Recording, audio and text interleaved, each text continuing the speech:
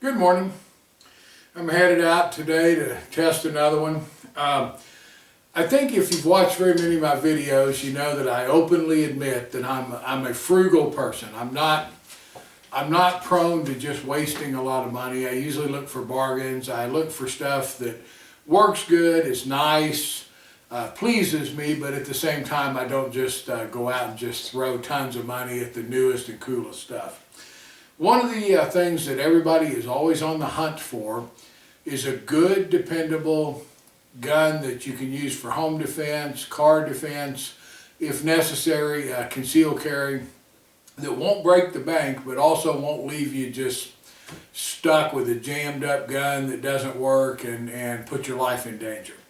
I love pawn shops, I love gun shops, I love to look at the secondhand stuff, and I like to look at the stuff that maybe is not quite as popular, not quite as cool, and usually will give you a better bargain.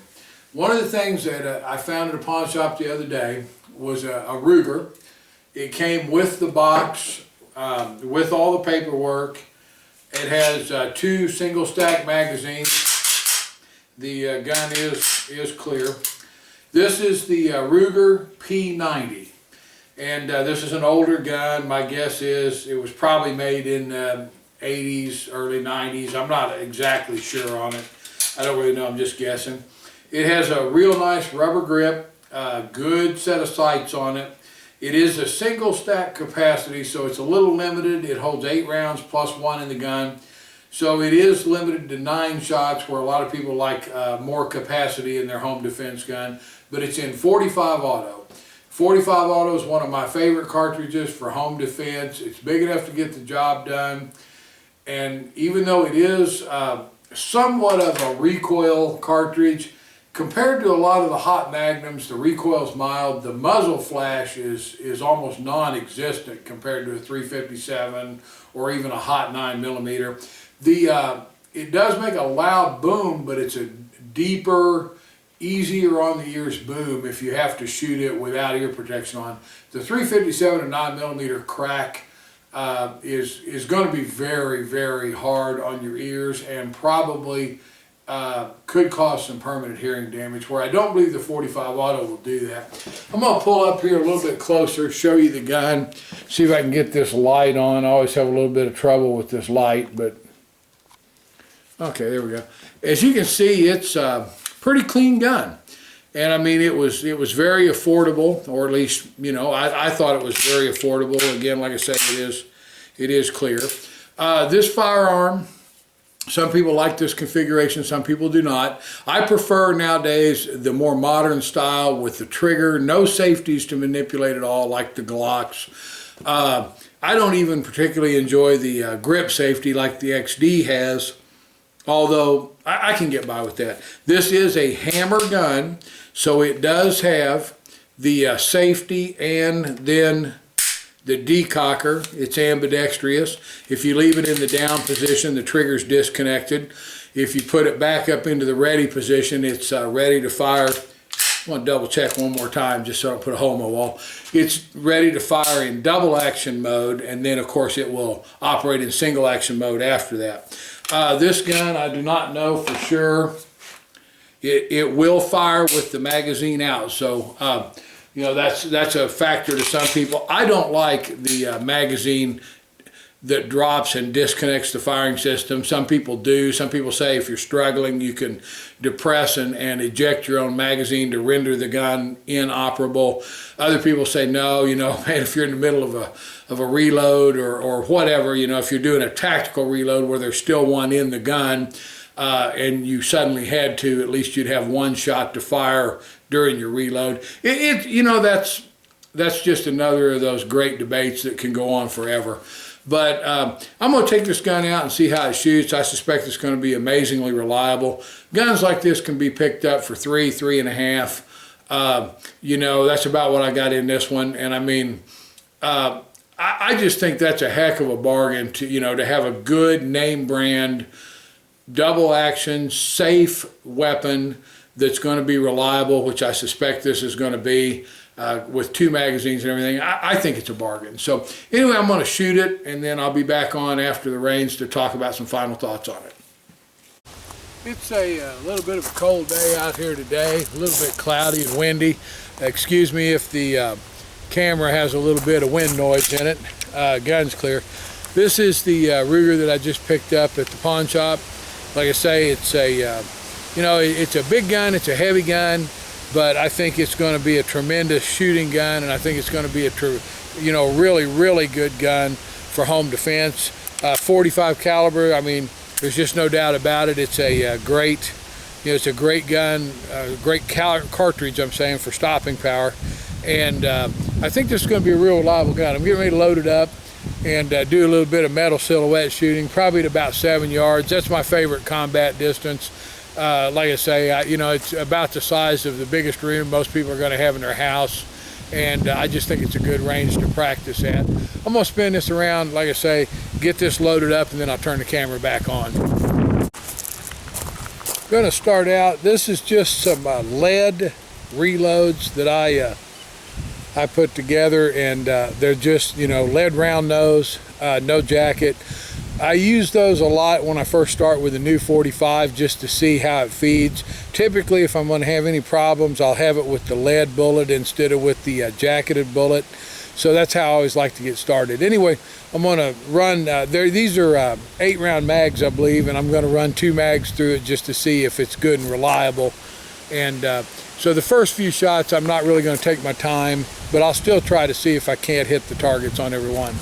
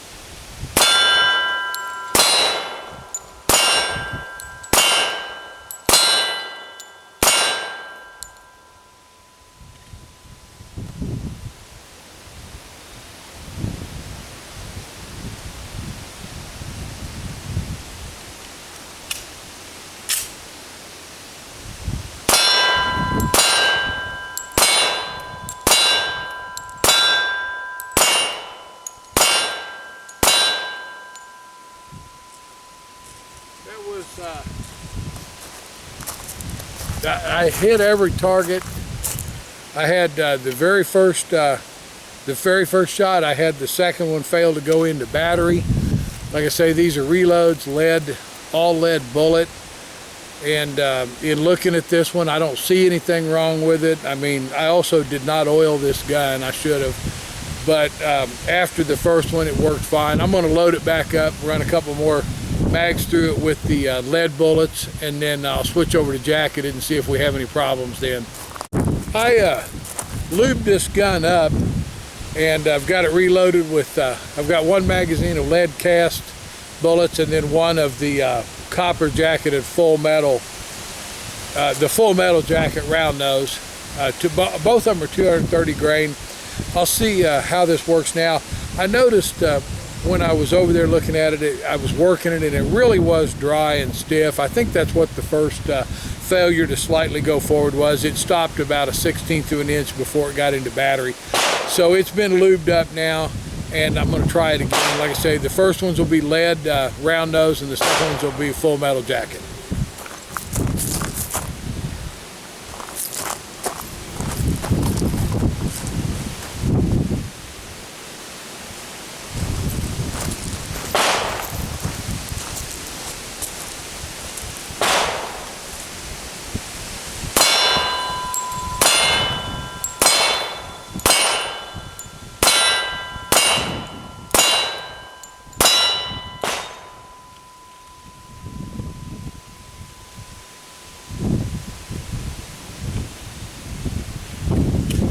These are the full metal jackets.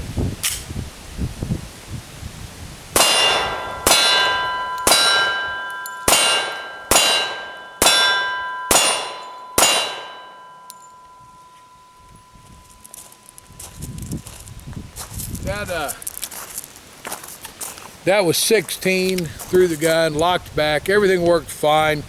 Like I say, there's a noticeable difference in my hands working the slide now and what they were a minute ago. This gun was just way too dry. I don't know why people don't do it, but then I say that, and I didn't oil it before I started shooting it either. So anyway, I'm going to load it up and run them through it again. But man, this thing is very, very soft shooting for a 45. Very easy to keep it on the target, not having to do a lot of re-gripping or realignment to get it back on.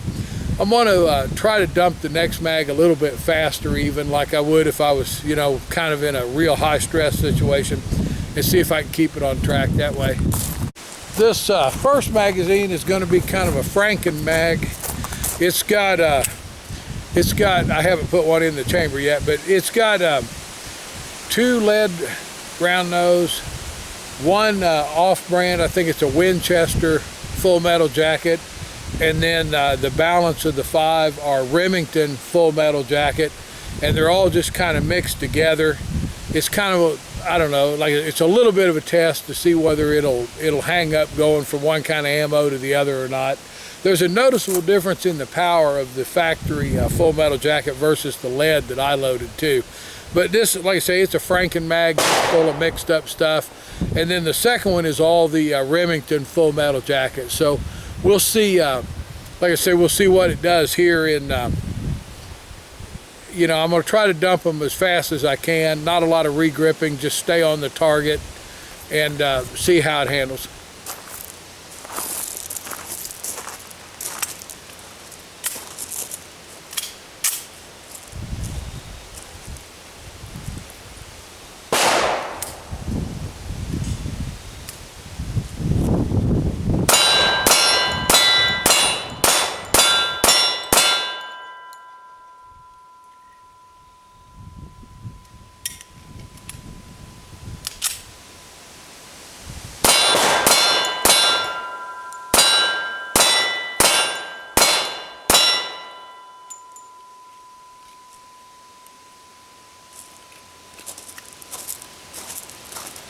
I had to stop once and re-grip there, just I got a little bit ahead of myself, but that wasn't the gun, that was just me having to reposition it. That was 16, a little bit of mixed ammo, real quick. Like I say, you can see there's a good coating now on the recoil rod and the barrel, down the slide rails and stuff. I'll take the gun apart later, clean it up and put a good lube coat on it, but it's amazingly good. I'm going to run 1 mag of Hornady critical defense through it, just because that's what I rely on for my self-defense ammo. And then this is one that I think I will kind of rotate in as a home and gun and car defense gun. I don't think I'll do a carry with it, just because it's a fairly big gun for concealed carry, but I'm real impressed. It's a real soft, easy shooting gun. I think if you're looking for a 45 for home defense, this would be a real nice one to consider. This is, I've got 10 rounds of the critical defense, 5 in each magazine. I'm kind of a little bit cheap, and so I hate to shoot up a whole bunch of it, but I do want to run some through. I've never found a gun that would cycle full metal jacket that did not cycle the critical defense.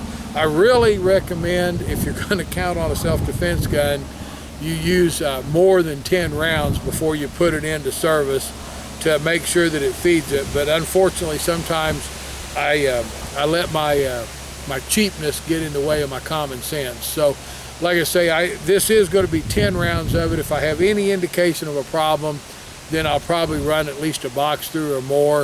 If I have another indication of a problem, I probably would not count on the gun for self-defense. But like I say, so far with all the semi-autos that I've used, I've never found one that would reliably work with the full metal jacket that did not also reliably work with the critical defense. That's another reason that I love the ammo.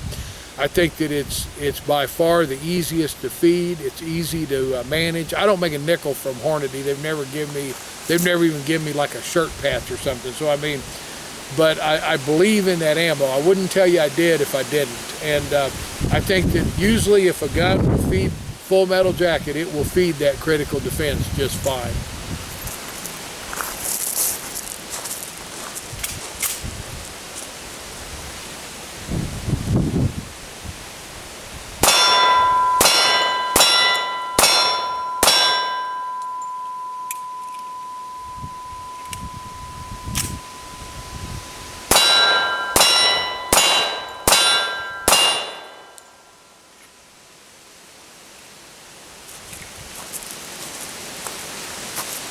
Yeah, that went right through it. I mean, just no problem at all. No indication of any hang up or anything. I think this is an excellent gun. Like I say, common sense would dictate to go ahead and continue to use it for a while with the full metal jacket until you run more of your self-defense ammo through it. I've got to admit, I'll probably go ahead and load it up with critical defense and put this one on into duty. I've got the camera kind of zoomed in on the plate just so you can kind of watch the group form, and we'll see just how I'm doing here. I'm going to be shooting at 7 yards, and I just want to see, I don't look at the Ruger as a target pistol, but I want to see, you know, how close it is point of aim to the point of the sights versus the impact, whatever I'm trying to say. And then also see if I can keep a fairly close group with it. So.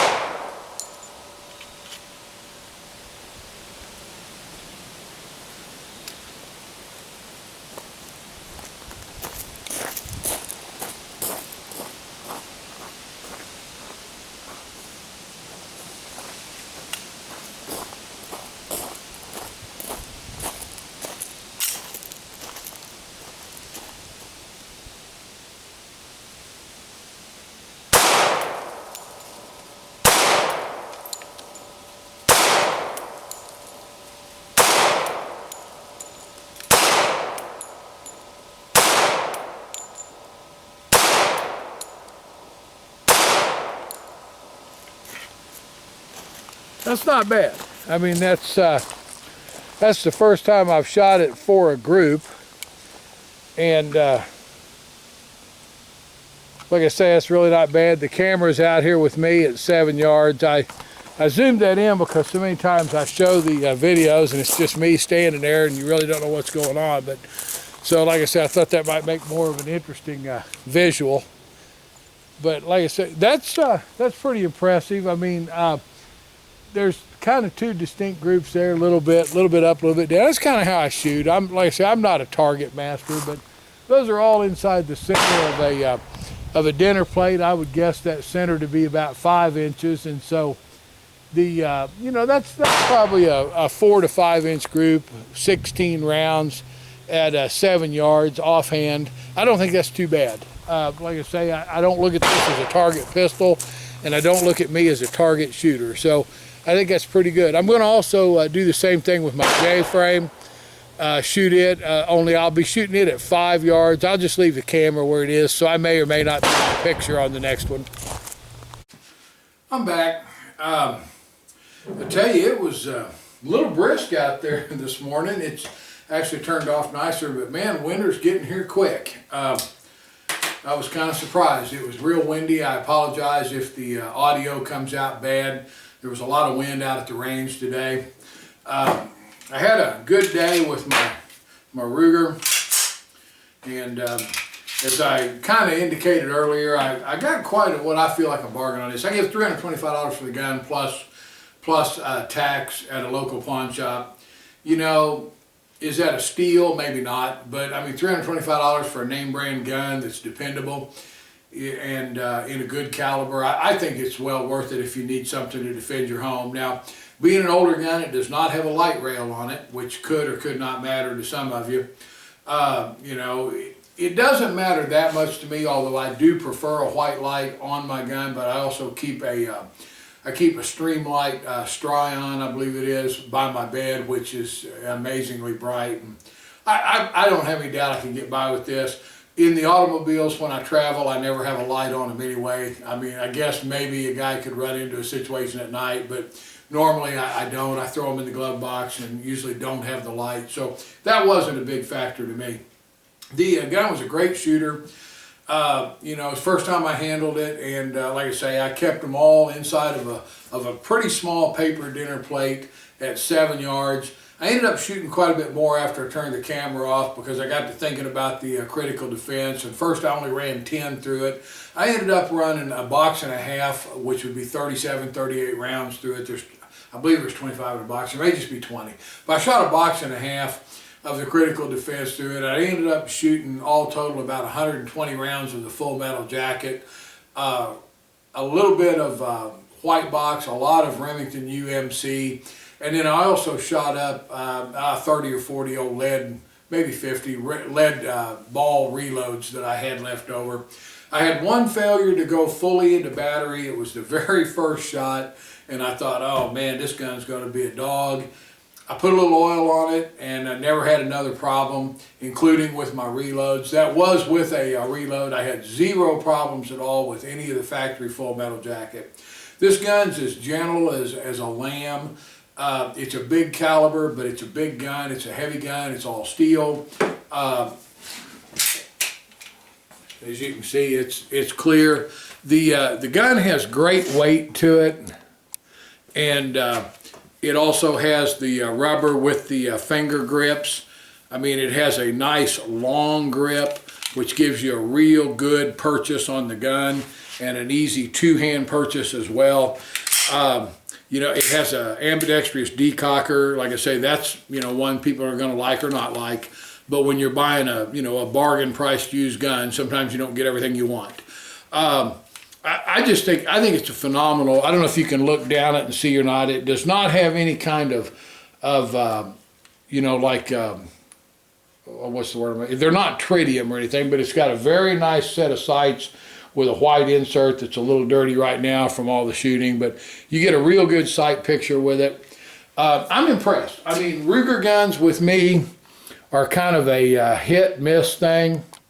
I love their revolvers, most of them.